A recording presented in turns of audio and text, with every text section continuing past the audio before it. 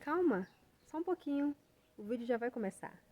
Aproveita e se inscreve, compartilha, dá uma olhadinha lá nas nossas outras redes sociais. Por ideia da Gislene, eu vou compartilhar hoje duas palavras numa só, que foi o meu devocional de ontem e o meu devocional de hoje. Uma palavra bem simples, singela, que não tem nada de novo nisso aqui, né, Miguel? Gênesis, capítulo número 3. Todos chegaram? Quem está sem Bíblia, fica quieto aí. Deixa eu mostrar a ridiculica ali, ó. Olha a ridiculica, olha a ridiculica. Ora, a serpente era mais astuta que todas as animárias do campo que o Senhor Deus tinha feito. Primeiro ponto. Satanás, quando vai atrás de algo ou de alguém, ele procura qualidade. Não é um animal qualquer que serve para os seus propósitos. Não é uma pessoa qualquer que serve para os seus propósitos. A mais astuta. Alvo. E esta disse à mulher: é assim que Deus disse: não comereis de toda a árvore do jardim? E disse a mulher à serpente: do fruto das árvores do jardim comeremos. Ela está certa nessa fala? Eva está certa nessa fala? Do fruto das árvores comeremos? Sim, ela está certa. Porque quando Deus disse para que uma determinada árvore não fosse tocada, Deus disse antes para comer do fruto das árvores. E aí eu insisto nisso. Todas as vezes que nós não nos alimentamos da mesa do Senhor, uma mesa vai ter que ser preparada. Porque nós fomos feitos em imagem e semelhança dele, para poder nos alimentarmos dele. Se nós não obedecermos e não nos alimentarmos da palavra dele, se nós não tivermos a palavra dele como alimento, essa fome um dia vai gritar. Então, aonde que está o princípio da queda? Não é o não tocar na árvore, é o não comer das outras. Aqui que entra o processo e a necessidade de ter que tocar naquilo que não é devido. Paulo escreveu dizendo que nós temos um Deus no ventre. Vamos seguir. Mas no fruto da árvore que está no meio do jardim, Deus disse que a árvore estava no meio? Não. Se a gente voltar lá no versículo 16, 15 e 16 do capítulo 2, Deus não tocou nesse assunto que a árvore estava no meio. Disse Deus: não comereis dela e nem tocareis. Tocar na árvore podia? Não. Podia. Deus falou para não comer do fruto, não disse nada de tocar. Para que não morrais. Então a serpente disse à mulher: certamente não morrereis. Porque Deus sabe. Todas as minhas Bíblias têm essa marcação. A primeira aula de teologia da história da humanidade está aqui. A serpente falando de Deus. Deus sabe. Não foi o relacionamento do homem aqui quem definiu Deus. Não foi o homem ver a feitura da mulher que Deus fez, não. Foi a serpente que tinha um compêndio pronto para informar para o homem quem era Deus. Agora, a informação do Edson acerca da Wagner não pode ter mais peso do que o meu relacionamento com ela. É por isso que nós entramos na fofoca. É por isso que um disse e me disse entra e a gente vai acreditando. Porque nós damos mais vazão à informação do que o relacionamento que nós vivemos. Adão tinha relacionamento com Deus. Eva tinha relacionamento com Deus. Mas quando a serpente chegou com informação, ela preferiu colocar o relacionamento de lado para poder dar credibilidade à informação.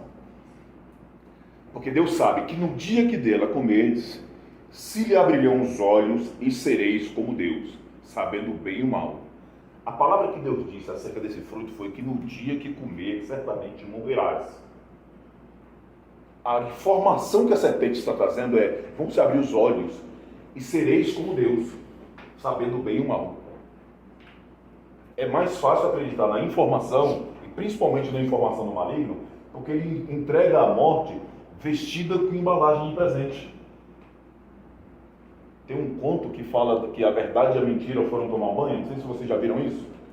As duas estão lá tomando banho, a mentira pega a roupa da verdade e sai correndo, e a verdade fica com as roupas da mentira lá. E a verdade sai tentando convencer as pessoas que isso aconteceu e ninguém acredita, porque a verdade está vestida com a mentira. E é muito mais prazeroso a gente pegar a mentira vestida de verdade e aceitar do que receber a verdade, por mais que ela seja com roupas de mentira. Então, desde o princípio, isso aqui está vigente. E Satanás tem essa capacidade de entregar a morte com envelopes de vida, com papéis de presentes prazerosos. Entregar a morte até com propostas de vida eterna. O salário do pecado é a morte, mas no nosso tempo, não, isso não é pecado não.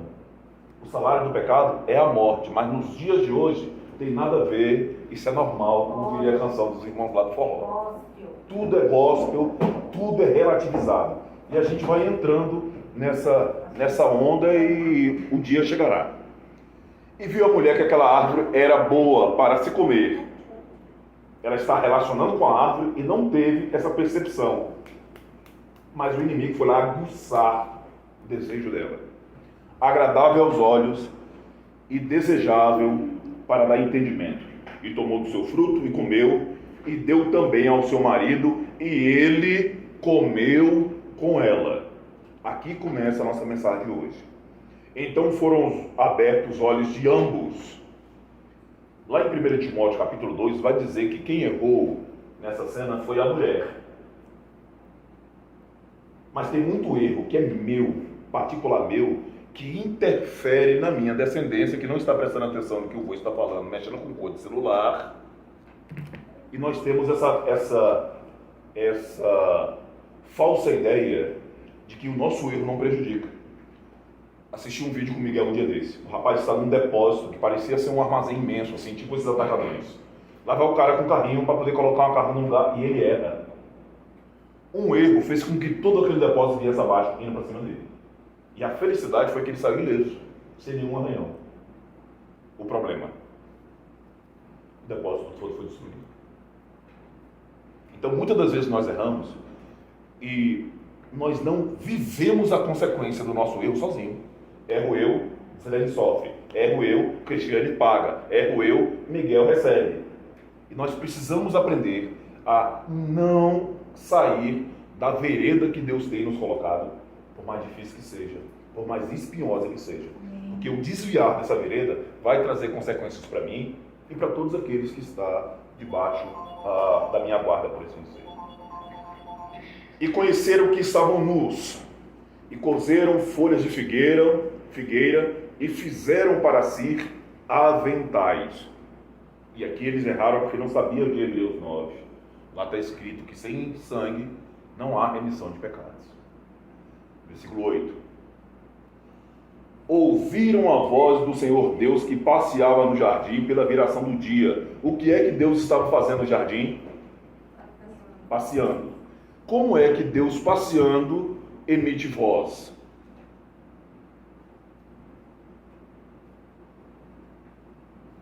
Deus está passeando pela viração do dia e eles ouviram a voz de Deus. Esconderam-se Adão e sua mulher da presença do Senhor entre as árvores do jardim. E só o versículo 9 vai dizer que Deus expressa uma palavra diretamente para Adão e Eva. O Deus que passeia está emitindo voz. Eles ouviram a voz desse Deus para que está passeando, mas Deus não estava falando com eles. E no versículo 9 vai dizer que essa voz foi então direcionada para eles. Por que essa voz foi direcionada para eles? Porque eles fugiram da presença de Deus. Fugiu da presença, então a voz foi. A grosso modo, a palavra de Deus ela é universal. Essa palavra ela é universal, ela cabe para qualquer ser humano na face da terra. Mas de vez em quando, Deus precisa falar algo muito específico no coração da Wagner. Aí ele pega essa palavra e direciona aqui. O Edson está ouvindo o que Deus está falando com a Wagner, mas para o Edson não tem o mínimo sentido. Continua sendo a voz de Deus para mim, mas é muito particular dentro do coração da vaga. Deu para entender aqui? Então Deus que está no jardim está falando com a natureza, está olhando a sua criação, a voz dele está como hoje. Tudo que você olhar nesse universo é a expressão perfeita da voz de Deus. E Deus disse, e o que Deus disse há e é até os dias de hoje. Você toma água, e a água é o resultado de um Deus que disse. Você respira, e o ar é o resultado de um Deus que disse. Você pisa no solo, que é terra, e a terra é o resultado de um Deus que disse. Mas de vez em quando Deus precisa direcionar. De vez em sempre Deus precisa direcionar essa voz aqui. Porque eu preciso voltar, porque a presença dele me constrange. A presença dele me desnuda. A presença dele me revela. E é por isso que nós fugimos da presença de Deus. É muito mais fácil eu ter entretenimento dentro daquilo que eu chamo de culto do que atrair a presença de Deus. Porque se eu atrair a presença de Deus como pastor, o primeiro a ter o pecado revelado sou eu. Então eu não quero a presença de Deus. Então vamos entender. Vamos gerar aqui uma dinâmica para poder fazer com que todos estejam aqui. Porém, se a presença de Deus chegar, vai revelar. Vai mostrar quem verdadeiramente nós somos. E aí, quando a presença de Deus chega, só tem uma coisa a se fazer. Se arrepender, abrir a boca e confessar que errou. O que fizer fora disso, vai dar problema. Nós acabamos de ler que quando eles entenderam que estavam nus, eles pegaram folha de figueira e fizeram para si aventais, né? Então o versículo 9 diz, e chamou o Senhor Deus a Adão e disse, onde estás? Versículo 10 diz, e ele disse, ouvi a tua voz soar no jardim e temi. Temi porque o quê? Por quê? Não, temi por o que, Miguel, falei? Eles usaram folhas de aventais para... Eles estavam nus? Eles estavam nus? Não. Mas Adão já está interessado em caminhar naquele processo de transferência de culpa que a gente vai olhando na sequência do capítulo. Foi ela. Então, quando eles entenderam a dinâmica, que eles pecaram, que eles erraram, eles foram lá e tentaram, com a sua própria justiça, que ali na frente vai dizer que é trapo de imundície, corrigir o erro. E aí, quando Deus chega, a tentativa que eles têm é de apresentar para Deus que está tudo bem, que está tudo resolvido. Nós precisamos aprender a confessar, a abrir a boca e falar, Senhor, eu errei nisso. Porque nós não vamos ter soluções nenhuma para a nossa vida, segundo a nossa vontade, segundo o nosso querer. Se o Senhor não vier e manifestar a sua graça e a sua misericórdia na nossa vida, tudo que nós formos fazer são tentativas errôneas de tapar o sol com a peneira, como a gente gosta de falar. Então, nessa dinâmica, a coisa mais sensata que Adão poderia fazer não era ele ter esperado Deus vir, era ele ter ido atrás. Quando Deus está passeando no jardim, Deus já sabe o que aconteceu. Quando a presença chega, não fuja dela. Se apresente a ela, se jogue logo no chão, antes que você caia. Se jogue logo. Abre a boca e confessa. Não permita que Satanás grite vitórias em cima de você. Deixe que Deus seja o que Ele é na sua vida. Senhor, Deus, da sua vida, dos seus sentimentos, da sua história, para a honra e a glória do Cristo Jesus. Amém? Dentro desse ambiente extraordinário, perfeito, criado unicamente para que um homem pudesse governar, houve uma queda. Tem até alguém que diz aí que o homem pecou no jardim, mas o Filho do Homem veio para vencer no deserto. Então a ilustração é basicamente essa. Dentro desse lugar houve pecado. E a trágica do pecado é porque eu não confesso. É porque eu tento esconder. É porque eu tento aplicar em mim algo que só Deus pode fazer. Não tem como. Eu vou falar porque ela expôs isso. A irmã Juscelia hoje estava conversando com o Miguel, falando da maravilha, do milagre que Deus fez na vida dela. E ela soltou lá um pedaço da novela da vida dela, que ela ficou 9 anos sem falar com a mãe. E uma frase me chamou, gritou a atenção, que a mãe dela falou que ela preferia visitar a filha na cadeia do que para o convento de onde ela estava indo. Aí a minha cabeça fértil fica imaginando que loucura foi essa. Eu sei o que é ficar 5 anos morando dentro de uma casa sem abrir a boca para falar com meu pai. Quem vê a relação eu e meu pai hoje, acho que nós vivemos bem o tempo todo. Não foi assim. E não foi fácil. No dia que Deus chegou, alcançou o meu coração, e que eu estou saindo do albergue e falei para dizendo assim: eu preciso do meu pai amanhã. Eu sei a dor que eu passei naquela noite na casa da Simone. Eu sei como foi entrar naquele ônibus e ir para Brasilina. E o pior é que o ônibus gasta 1 hora para chegar lá e desse dia só gastou 3 minutos. Eu sei como é difícil passar por isso. Mas é vital, é importante e é necessário. Vamos lá em Mateus capítulo 4.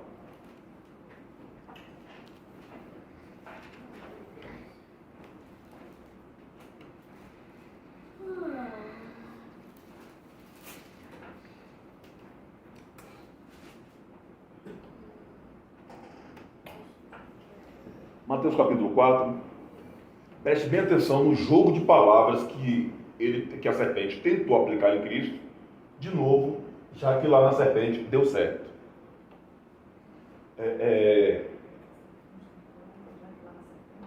Perdão, que já que lá no Éden, o jogo de palavras com Adão e Eva deu certo. E Satanás ele é muito limitado. É triste o que eu vou falar, nós somos meio burrinhos mesmo.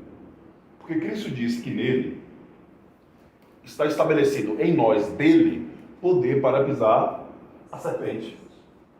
Então, quando muito, alcançar o nosso calcanhar. Mas nós temos um medo do diabo tão grande. Nós não lutamos com as armas espirituais que nós temos. Nós somos muito rasos na fé, raso mesmo, superficiais. Nós não acreditamos na palavra da qual nós estamos lendo. Então, tudo chega e nos derruba. Não cremos nisso daqui. Então, existe aqui um jogo de palavras. Preste bem atenção. Então, foi conduzido Jesus pelo Espírito ao deserto para ser tentado ao diabo. Jesus foi o quê? Conduzido. Repete, foi o quê? Conduzido por quem? Para onde? Para quê? Não precisava de muita coisa. Só isso daqui dá para a gente conversar aqui uns 2 dias tranquilo. Lá no versículo 5 está escrito assim: então o diabo o levou.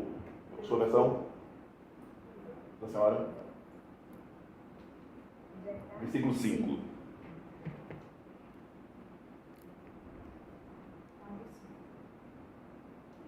Então o diabo levou também. A sua também antes. Está levar? A minha está transportar. O meu está transportou. Transportou, pronto. Eu trouxe minha família para o culto hoje. Com todo cuidado, com todo carinho.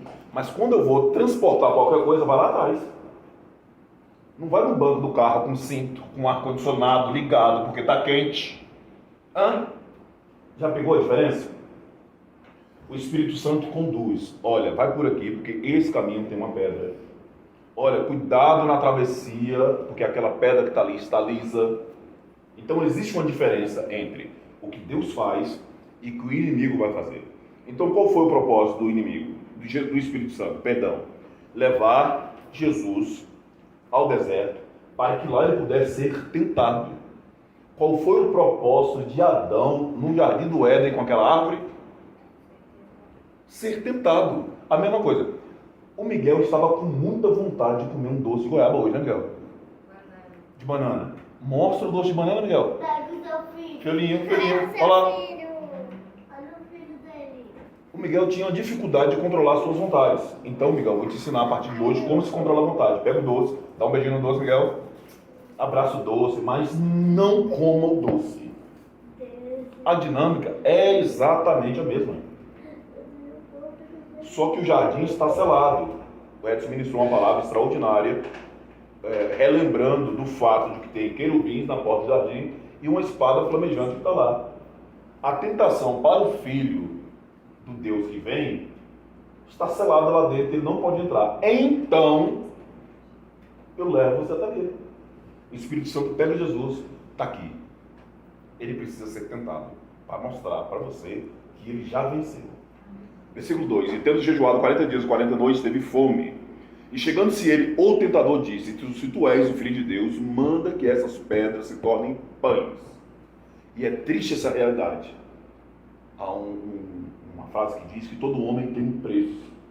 E é triste a realidade que todo cristão tem um preço. Jesus estava revelando o preço dele: viver e fazer a vontade do Pai.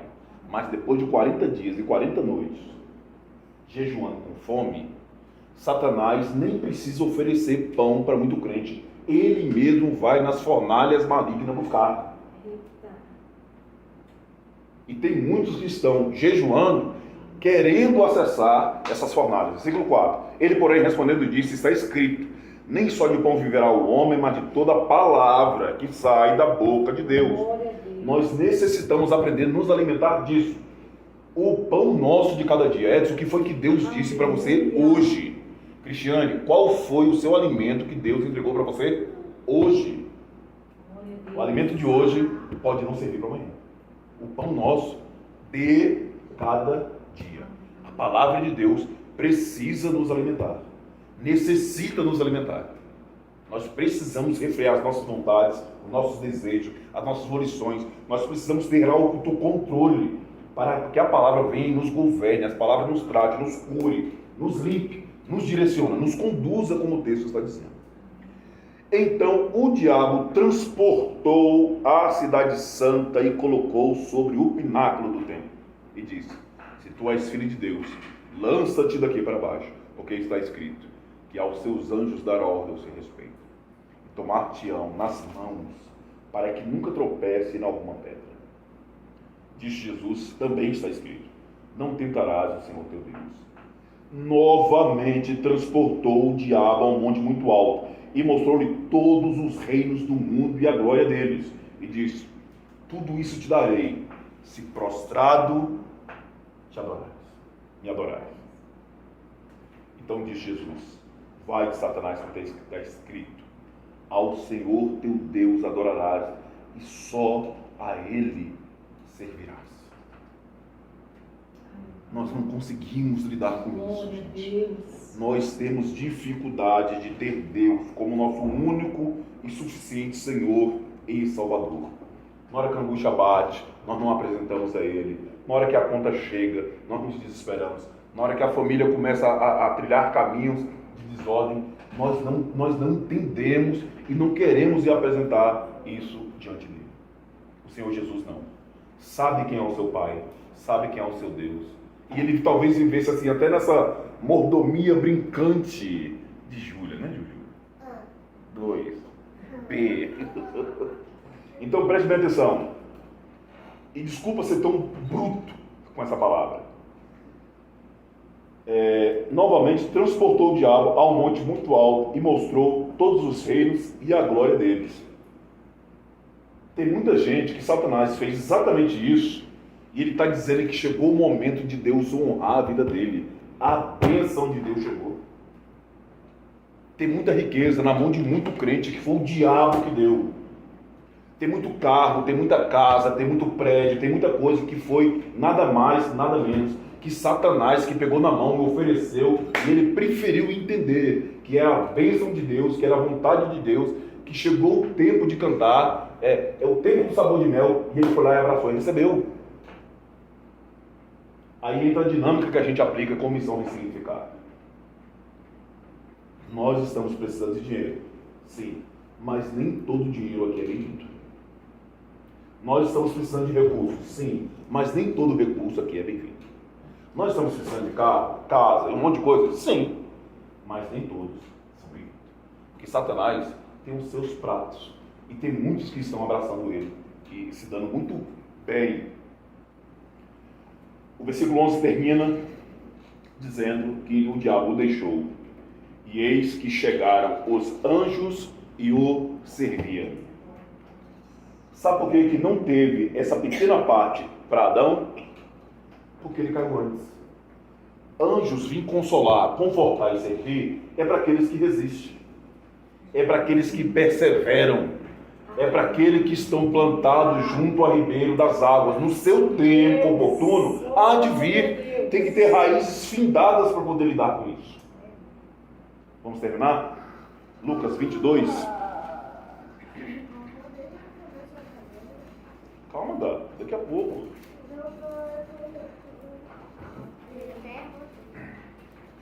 22 a partir do 39.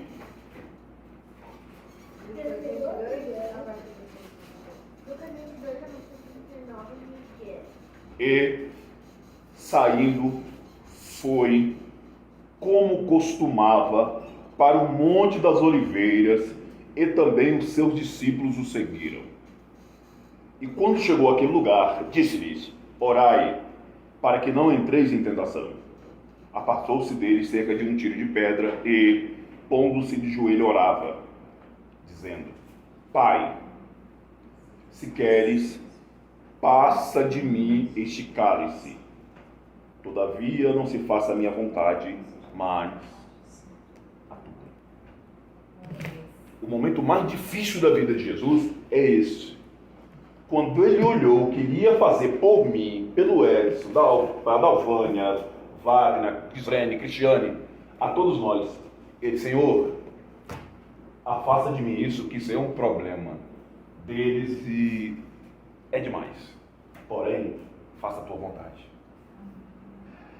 Quando ele disse, faça a tua vontade, o Senhor sabe o que falou?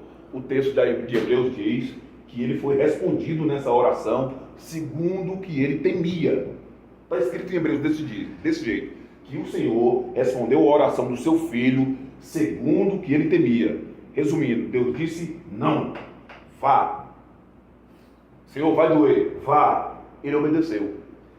Pelo simples fato dele se colocar dentro desse ponto, o versículo 43 diz assim: apareceu-lhe um anjo do céu que o quê?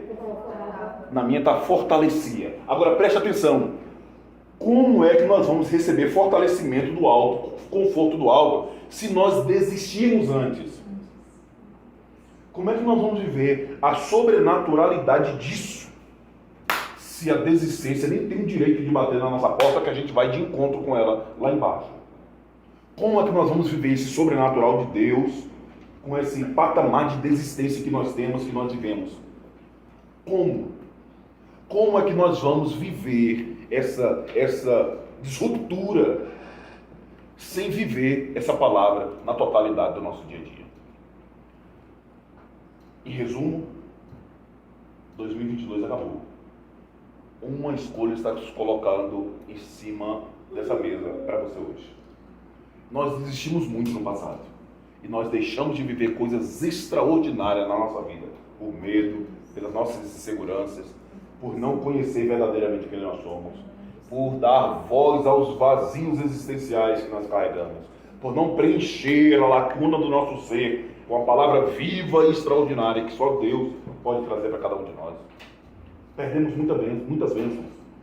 Perdemos a oportunidade de construir uma história extraordinária em Deus. Porque quando no deserto, guiados e conduzidos pelo Espírito Santo, que tocamos o dedinho midinho do pé, que nós sentimos o calor, nós desesperadamente gritamos: Senhor, tira-me daqui. E Deus não tira, mas Satanás vai lá e pega pela mão e tira. E aí, como nós estamos ansiosos com esse descontrole emocional e dos nossos desejos, como nós queremos sair de lá, e Satanás pegou na mão e nos levou para um lugar alto e nos ofereceu reinos, aleluia, o tempo de cantar chegou.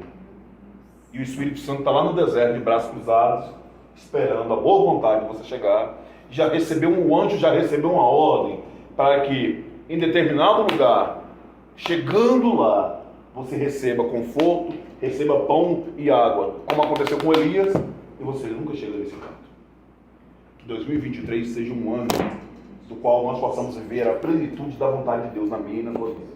Que 2023 seja um ano que a gente possa viver a palavra de Deus com todo o rigor, poder que só a palavra de Deus pode ter. Que 2023 seja um ano de verdade, um ano de justiça, um ano da soberania de Deus nas nossas vidas. Que 2023 seja um ano que nós possamos verdadeiramente vencer e viver cada uma das tentações que Deus quiser que a gente passe por elas. Que 2023 seja um ano que nós possamos viver verdadeiramente conduzidos pelo Espírito Santo, por mais que Ele nos leve ao deserto mais quente da história da nossa vida. Cabe a nós o fato de obedecer, de ser guiado por Ele, e que a voz do inimigo oferecendo prêmios, pináculos de tempo, reinos do mundo, não nos seduza. Que as necessidades, os desejos que nós temos de nos livrarmos daquilo com pressa, de interrompermos essa etapa o mais rápido possível, não nos tire de viver aos propósitos que Deus tem para cada um de nós, para a honra e a glória do nome dele. E o mais interessante disso é que eu posso até orar, eu posso até profetizar isso na sua vida, mas se você não se movimentar, minha mãe contava ela tinha um nome engraçado para isso, eu não lembro. Falava que um homem chegou num bar e tinha um cachorro sentado e chorando de dor. Aí o que esse cachorro tem? Esse cachorro está sentado em cima de um prego. Mas por que ele sai daí? Porque essa dor só leva ele a reclamar. Não é capaz de fazer com que ele se mova. E temos muitos de nós, estamos em viver em determinadas dores, nós nos estacionamos nela e só conseguimos reclamar dela. Há 38 anos eu estou aqui e não há ninguém que move as águas. Se a gente não se movimentar, que o Senhor mande uma dor maior. Tubarão no tanque, Edson. Que o Senhor mande uma dor maior, capaz de nos levar ao movimento que essas águas do Espírito está fazendo para poder direcionar a nossa vida. Amém? Pai, nós queremos te louvar, te agradecer e dizer o teu santo nome. Muito obrigado. Obrigado pela história de vida, Pai, que cada um tem vivido aqui neste lugar. Obrigado por essa casa, por essa empresa, por essa igreja, por esse tabernáculo teu aberto. Obrigado, Pai, por cada uma das famílias, de perto ou de longe. Nós vamos insistir nessa oração de agradecimento. Nós não sabemos, Pai, quantas crianças estão sendo formadas. Nós não sabemos quantas crianças não precisaram, Pai, encarar fila de hospitais, porque os seus pais, com muita dignidade e honestidade, receberam seus salários em dias, puderam, Pai, levar o alimento à mesa, puderam se divertir. Pai, nós não sabemos o que está sendo construído na vida de cada uma dessas famílias, mas nós te louvamos, porque nós reconhecemos, Pai, que se não é a tua mão poderosa, se não é, Pai, o teu favor e a tua graça operando, Pai, dia após dia, essas coisas jamais aconteceriam.